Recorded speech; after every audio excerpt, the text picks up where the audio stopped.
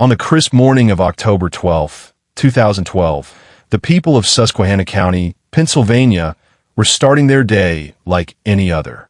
The sun was just beginning to edge over the rolling hills. A thin mist clung to the fields, and the roads were quiet except for the hum of an occasional pickup truck heading off to work. For one man, however, that morning would mark the last time anyone in his hometown would ever see him alive. His name was Clarence Bidd. To friends, he was known as a quiet, hard-working journeyman electrician. To his wife, Reba, he was a devoted but often distant husband. And to his family, especially his younger sister Lisa, Clarence was a man who valued loyalty, responsibility, and honesty. He was not someone anyone believed would simply walk away from his life. But in the days that followed, that very question would haunt everyone who knew him.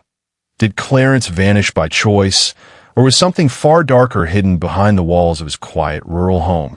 That Friday morning, Clarence told his wife that he was heading north into the Pocono Mountains for a solo hunting trip. It wasn't unusual. He had been doing it for years, ever since his mid-20s. He loved the early fall woods, the silence of the trails, and the solitude of being alone with nature. He loaded his hunting gear, locked the shed behind his house, and drove off in a silver 1999 Ford F-150, a truck as familiar to the people in town as Clarence himself. He waved goodbye to Reba, promised to be back by Sunday night, and disappeared down the winding country road. That, at least, is the story that was told. When Sunday passed, and Clarence never came home, Reba began to worry. By Monday morning, when there was still no sign of him, no phone call, no credit card activity, and no answer to her repeated attempts to reach him, she called the sheriff's office to report her husband missing. At first, investigators treated it like a simple case of a hunter lost in the woods. Search and rescue teams poured into the forested areas near the game reserve where Clarence was said to be heading. Helicopters flew overhead, cadaver dogs were brought in, and volunteers combed through miles of trails. But as the days stretched on, the searches came back empty. No footprints, no abandoned campsite, no truck, no trace of Clarence at all. The first strange detail emerged quickly. At the game reserve where Clarence supposedly planned to hunt, rangers kept a handwritten logbook of all hunters entering the grounds. Clarence's name never appeared in the log. His license plate was never recorded. Motion-activated cameras stationed along the perimeter trails never captured his vehicle. To investigators, it was as if Clarence had never arrived there in the first place. Weeks later, just when it seemed like the trail had gone completely cold, Reba received something in the mail that changed everything. It was a plain envelope, postmarked from Buffalo, New York. Inside was a short handwritten note. "I'm gone. I need peace. Don't look for me." There was no signature, but Reba told investigators that the handwriting belonged to Clarence. She turned the note over, and, for a time, it shifted the entire investigation. Authorities began to consider the possibility that Clarence had walked away from his life voluntarily. The case was reclassified not as a disappearance, but as a voluntary departure. No foul play, no crime. Just a man who, under stress from work and personal issues, had chosen to vanish. By December 2012, the search had ended. Clarence's name remained technically listed as missing, but with no further investigation. In the eyes of the state, he had chosen to leave. But not everyone believed that. Reba quietly moved on. She sold the house she had shared with Clarence, relocated to a new city, and within months filed a claim on his life insurance policy. The $60,000 policy was paid out in full. With that money, she cleared her debts and started fresh.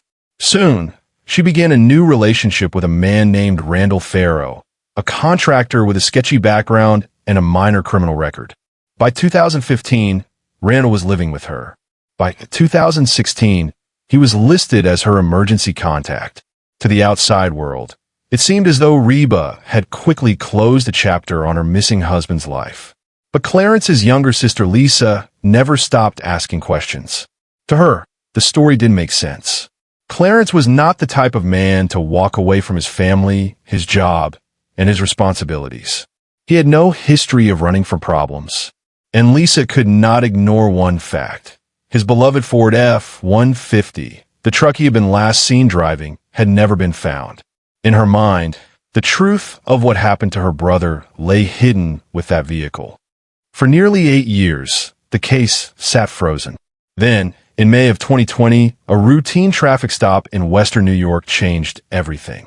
A state trooper pulled over a gray Ford F-150 with expired Pennsylvania plates. Behind the wheel was a man who claimed his name was Daniel Marks. But when the trooper ran the truck's VIN number, the results shocked him.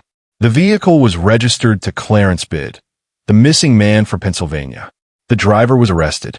Fingerprint scans revealed his true identity: Randall Farrow, the longtime boyfriend of Reba. And suddenly, Clarence's disappearance was no longer a cold case.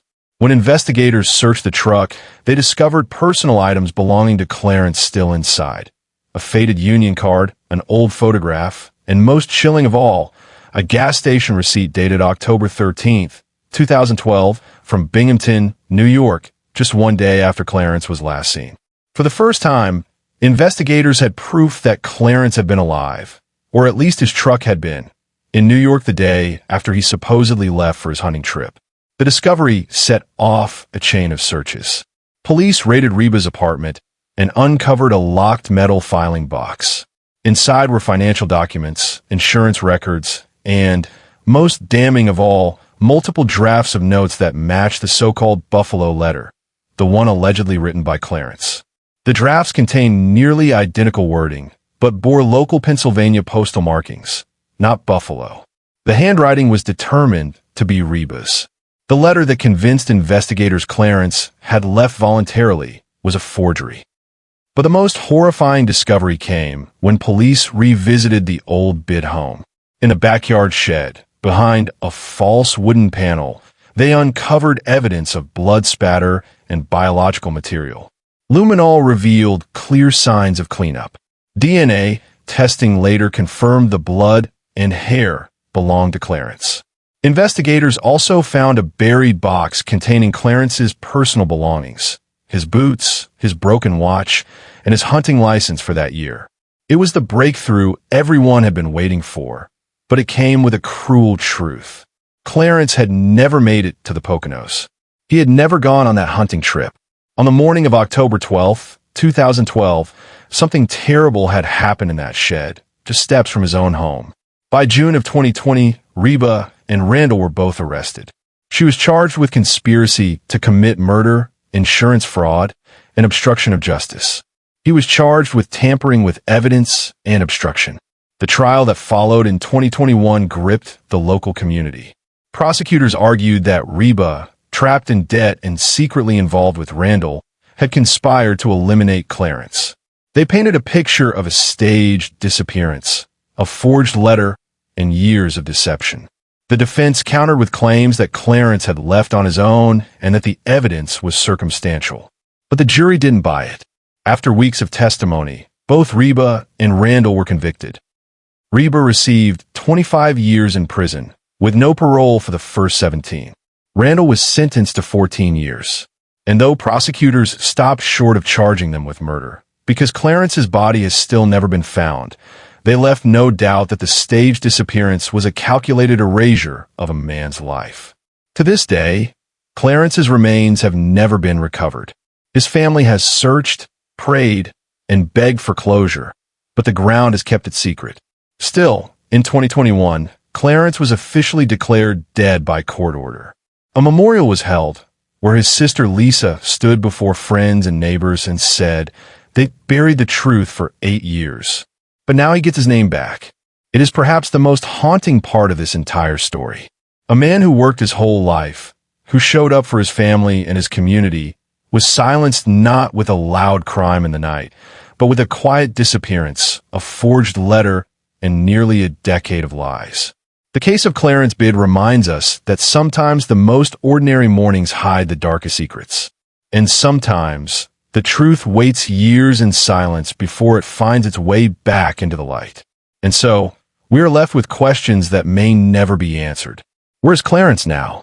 What really happened in that shed on that October morning? And why do some people believe they can erase a human being as easily as they erase a name from a piece of paper. What is certain is that justice, though delayed, eventually arrived. The lies unraveled, the evidence resurfaced, and Clarence's story was finally told. Not as a tale of a man who walked away, but as a reminder that truth, no matter how deeply buried, cannot stay hidden forever.